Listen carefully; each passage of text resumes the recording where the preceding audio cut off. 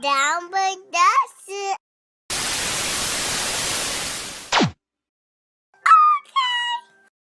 Come on over here. Alright, now Ben, where you from? Out here in Houston.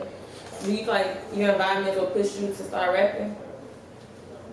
Yeah, of course, yeah, 100%.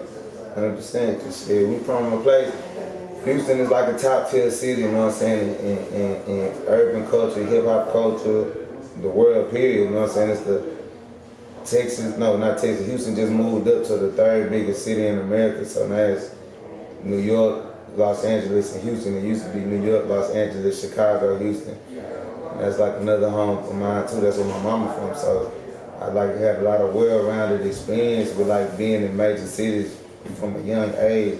And my perception was always like different from others, so it's like I understood how much of a blessing, how special it was to be from a city where we got a professional football team, professional basketball team, we had a professional hockey team, professional baseball team. Like, it's a lot of cities. They got a lot of people there, a lot of culture there, like, you know what I'm saying?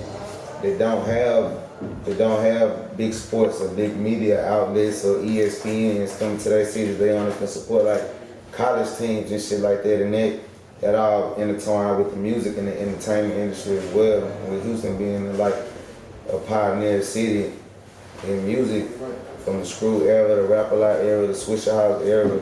But for me, predominantly, is mainly the Screw era. Like that's like really the golden era, like the Houston, like it's just like really worldwide and still like living to this day. Like the Rap-A-Lot era was what kicked the dough in and brought us our first platinum plaques and shit like that. Like with Ghetto Boys and all that. Like you can't deny that. But after that, like what the Screw did was really made us a real live household name to what years and years pass after a motherfucker don't give a damn about. Like when you go out of the age limit where motherfuckers don't want to listen to you because just out of the age limit, the difference, I just naturally don't feel like you talking about the same shit I'm talking about because you way older than me when you might be actually doing it. But this was Screw, and what that was able to do was like break the age barrier to what it's a culture thing, it's a lifestyle thing, it's a part of the way we was brought up. So it's like it don't have no limit, it don't have no age group on it, it don't have no, like you got girls right now that listen to R&B or their favorite singing songs, but they like to hear Screwed and Chop slowed down better than they like to hear regular because that's just how we grew up out here. So it don't necessarily have to be Screw name and face on it for us to still be living a lifestyle. And like that's what the Sauce did, and that was like what was always my dream, that I understood Houston was made up off of waves and off of movements of lifestyles that Houston was going through at the moment. So by me just knowing that and understanding that, it made me not only want to rap, but it just made me like when Screw died and SUC fell apart and all that shit that happened. And we went through like them different like years where Houston was like not being on top of the rap game, but people started using everything that we do. Like I said, once again, this is like Miami. Miami had its times where it wasn't Kodak Blacks and it wasn't all these different, it wasn't 20 different rappers from Florida that you can go listen to and listen to back to back to back, and they rapping about urban shit. Now, no booty shaking shit, but like struggle and pain and killing and death for guns and cars and jury flamboyant shit, nigga shit, the shit that people want to listen to. Like it was a point of time where it was just, you know what I'm saying, it was Luke in them, but then you had Plies, and then you had Ace Hood and Rick Ross, and then that was it.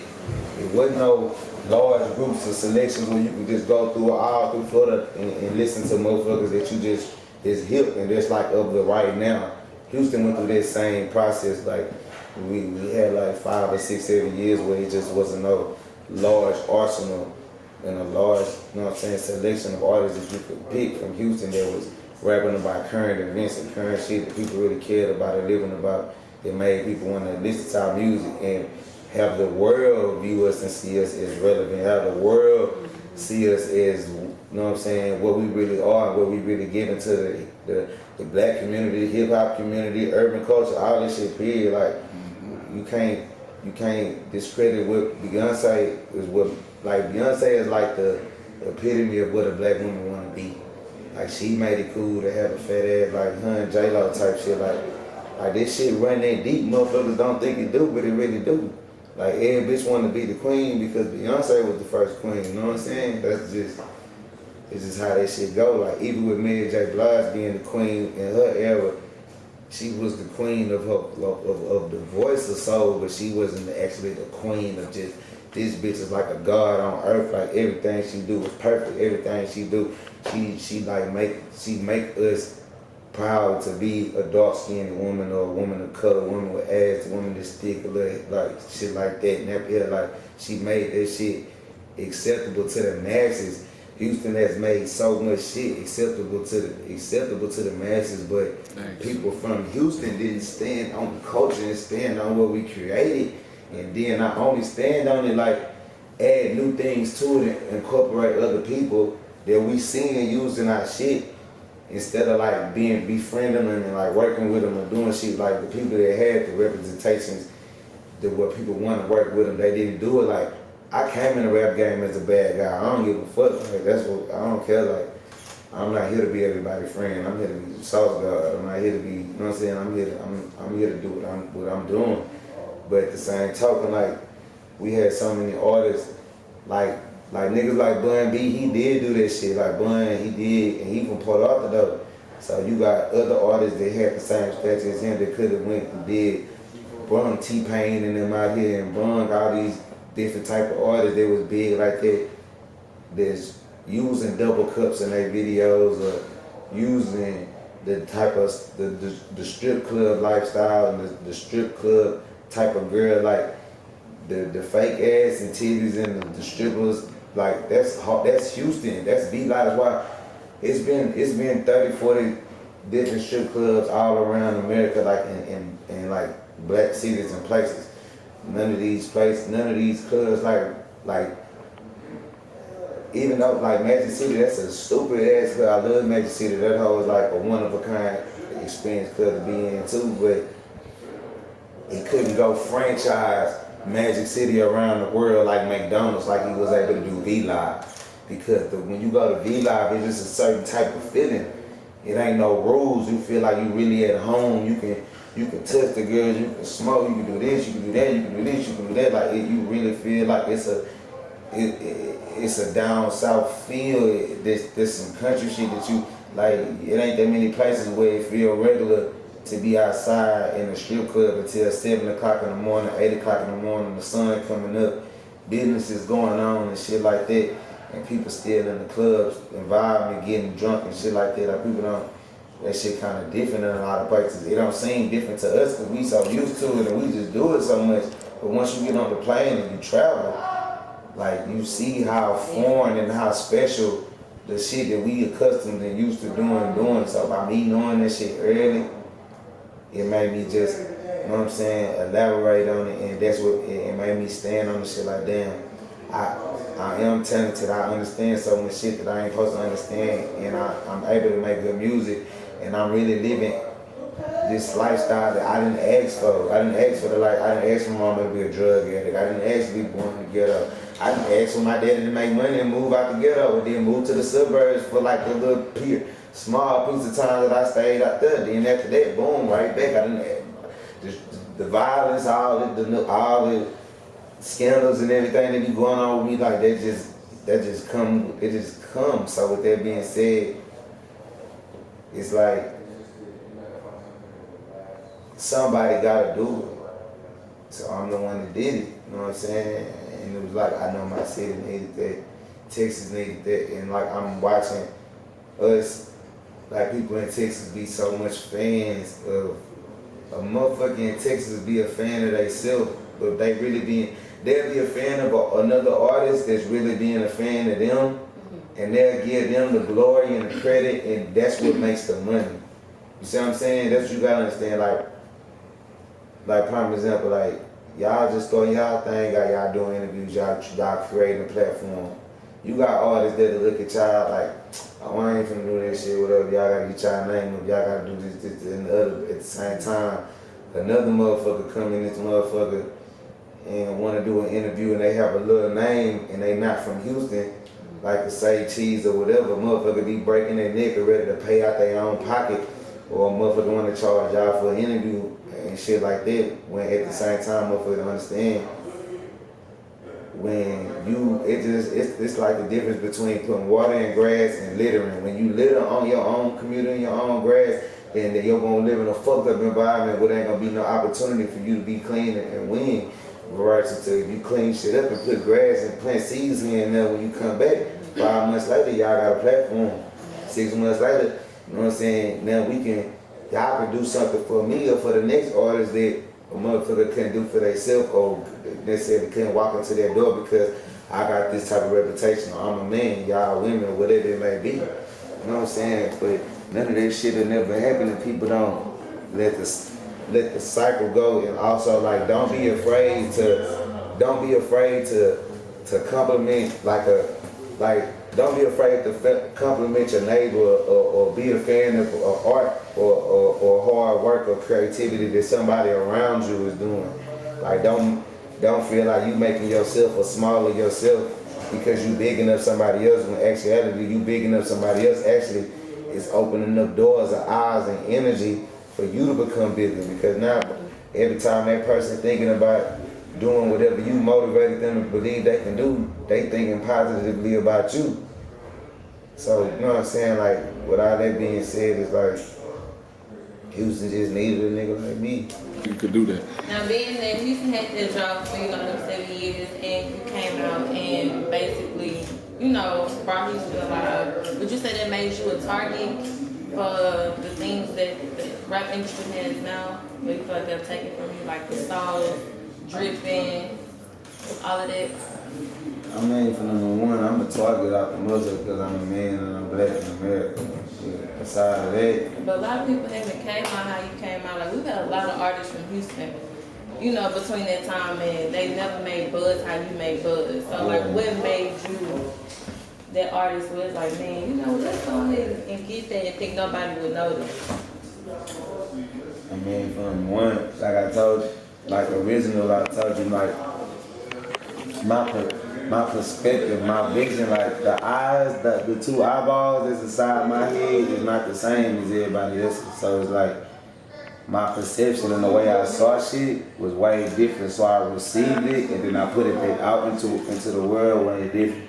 So like I said, like I always say, when people was into the slabs and the candy cars in Houston, I was into the person that was getting out the cars and the shit they had to do to live like that.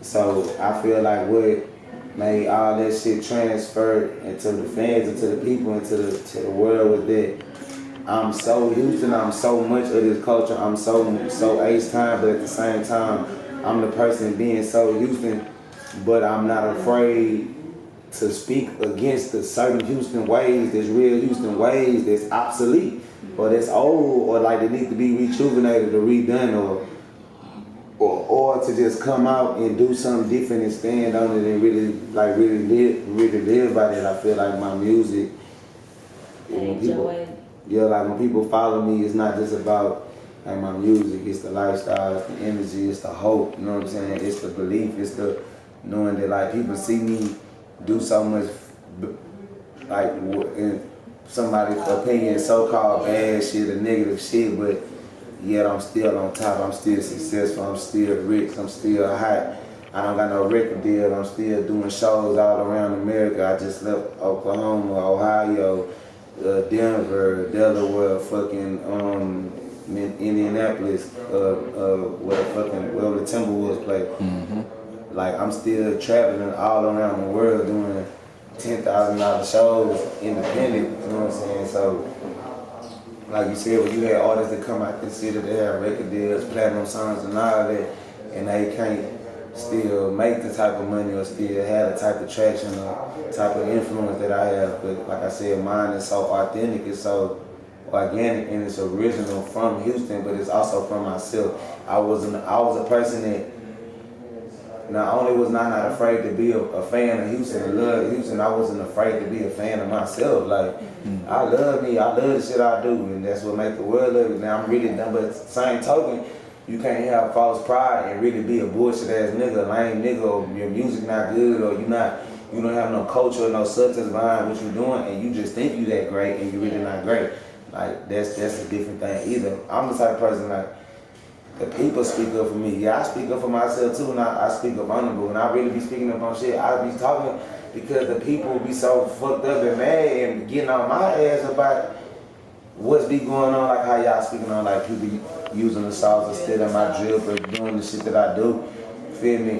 They feel taken from, they feel stolen from because that's giving them hope. It make them feel like, well, damn, if I make the next wheel, or if I create the next iPhone or the next woo, somebody gonna take my dream. Somebody gonna, you know what I'm saying, steal my shit. Or motherfucker feel like, well, damn, if you don't go sign to a record label and go give all your rights, all your money, your real equity away, then you're gonna end up not being able to be all the way to the top. You know what I'm saying? But at the same time, also like I also take like responsibility and credit for like certain shit too, because like I told you, I will go into the mode where I won't rap, where I get into like old habits and other things that I get into, you know what I mean, where I'm just not doing music, but I'm still living amazing.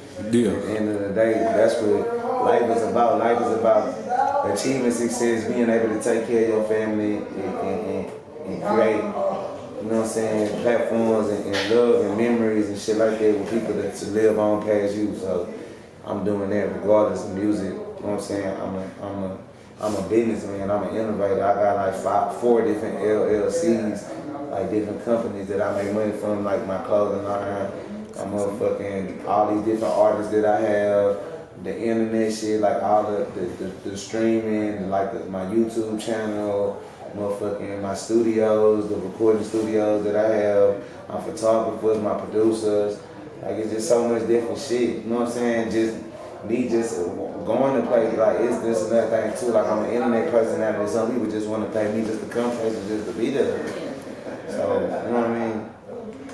But I just know Houston, when nobody else gonna do it, like everybody else be afraid of what's gonna happen to them or all that other type of shit. Or they wanna be politically correct or whatever. Like, no one give a fuck about that shit.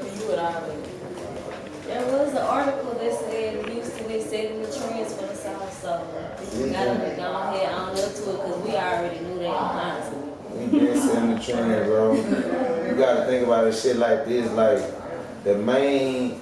If you take music back all the way to the essence of like, if you break this shit down by like regions, you break it down to like, what was the West Coast, the original California, what was they rapping about? What was New York originally rapping about? What was the South, Florida, Texas, and Georgia, and Louisiana? What was we all of it?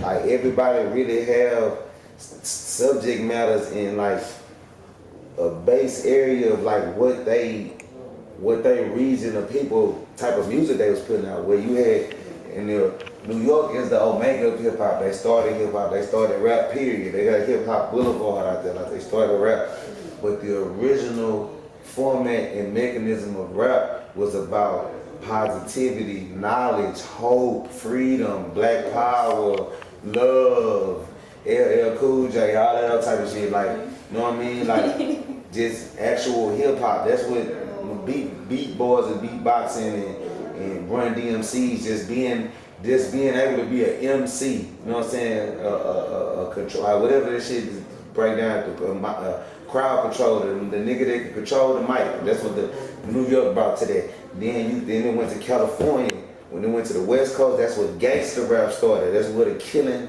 the gang banging, the real, like not saying that New York wasn't rapping about gangster shit or poverty, but this is where it really got raw, fuck the police, real black rights, real, like, you know what I'm saying, Black Panthers and shit like they getting into music, like, you know what I'm saying, Rodney King, rallies and all that type of shit, like real live 90s, real live 80s, real live, like, you know what I'm saying, like moments, and iconic moments in history that's in black culture, urban culture, and hip hop culture. Like that's what the West Coast, that's what they brought to the rap game, to just the real live fuck it attitude.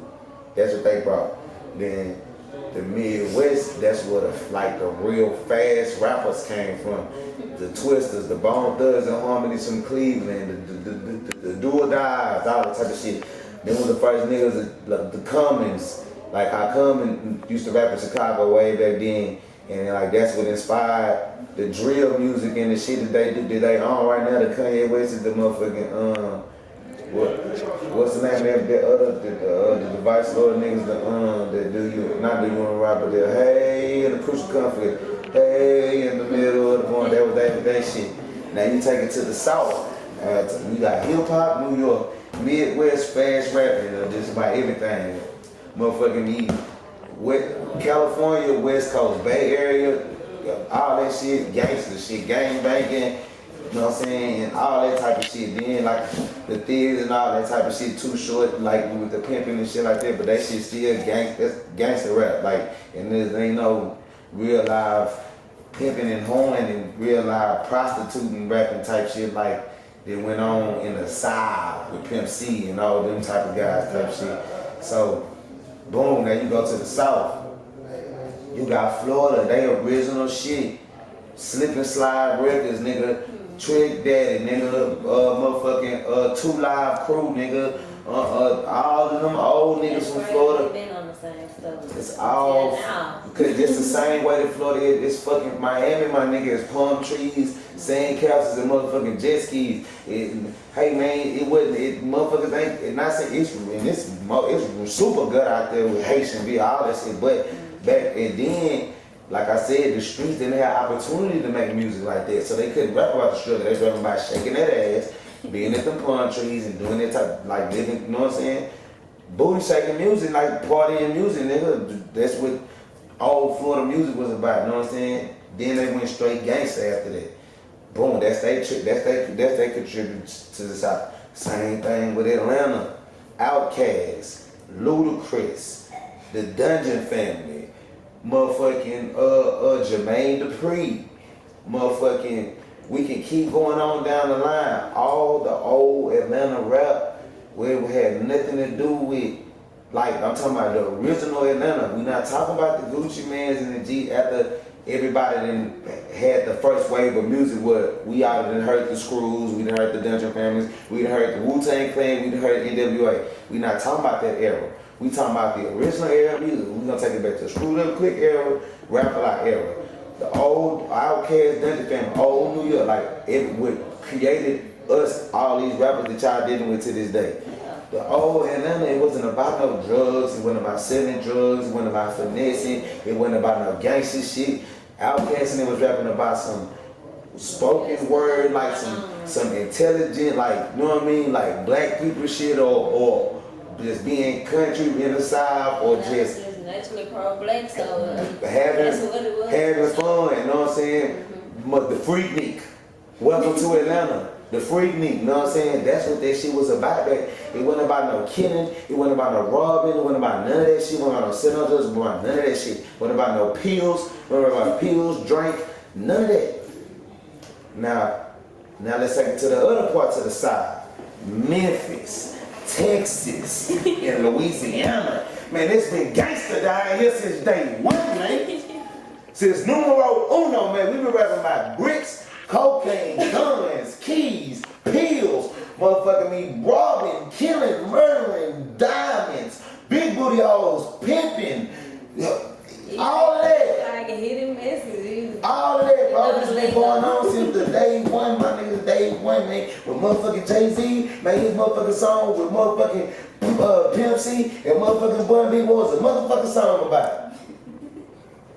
Come down, pull up, keep it lean up in my cup. All my car living wood, but everybody wanna ball, holly ball, get the dog, okay, nigga, okay. And you are not listen. If I wasn't rapping, baby, I would still be riding Mercedes. Do y'all not? This is way back in the 90s, man, while everybody was still getting crunk. When motherfuckers was snap that motherfucker, lean with it, rock with it, whatever. Hey man, it was like that out here, bro. That's zero to crooked, trade the truth. Know what I'm saying? These niggas ain't rap about nothing but sad ass shit. Partners dead, my mama's dead, crack, penitentiary, TDC, that's all the streets, bro. Louisiana, Birdman, Cash Money, Master P, any of that shit, nigga. And they got a booty, like they got bounce music in Louisiana, like they got a big culture with having ass shaking music and shit like that too, but it's always been about the gangster shit. But I'm gonna take this shit to a further note. Louisiana and Memphis, they never had a problem with letting be known and understood, which is a well-known fact that a lot of that shit came from Texas. It wouldn't be no nigga Jay just said that in his book. Jay gave Master P the game that helped him get to where he was at, and that's, you know what I'm saying, Master P, before he went to LA, he came to Houston first when he left Louisiana and first started, like, you know what I'm saying, dealing with Pimp C, dealing with rapper like Duke, doing shit like that, like Lil Wayne rapping about drink, syrup, the bar baby, coming to school at U of H, going to school in Houston, getting all this, living in Houston for 2 years while you in college. Like, that's a lot of time to absorb the way we live, dress. Now, at the same time, don't get it twisted. We fuck with Louisiana. We've been going to Essence festivals and Labor Day classes like Louisiana and Texas. We the same thing.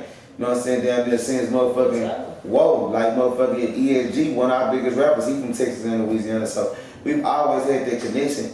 But with that being said, Louisiana, that's why you got Trio ENT, Lil Boosie, Lil Webby signed up under collaboration with with Bun B and Pimp C. That's why they first albums and everything they was doing came out Pimp C, Bun B. That's why they always saluted and give a condolences out to Pimp C and Bun B, because they laid the platform out for them niggas to be the rappers that they is. Like, Houston been bringing the culture and the you know what I'm saying, like just the format and the blueprint of the South, bro. It came out of Houston. It's not, I didn't do it. Talk to Jay Prince, talk to Screwed Up Click, talk to Pimp C when he was running around and talking to everybody, R.P. to Robert Davis, he the king of the South. Not everybody from the South praising Pimp C, because he did, but who is Pimp C praising? Who is Pimp C talking about all day? Who is Pimp C saying he got all his shit from? Screw, the God, everything the Screw, everything that Bun B and them was on, everything they poured out, anything around Texas, Dallas, whatever, everything, everybody was on derived from the Screw house, bro. Feel me? So with that being said, now all these different places using the shit in Houston that we really came up with. First, that people in Houston didn't stand on, like I said, the pill shit. Come on, baby, power up with me. I just popped me a ecstasy. With it or not. Even that was fucking 90 something, 2001 or something. Niggas was making platinum songs going on the radio about ecstasy and pills. Ballin' and having money. Wanna be a baller, shot caller, 20-inch blades on the end. Platinum songs all around the world. I was just in New York, they played at 2K Festival. NBA 2K release party.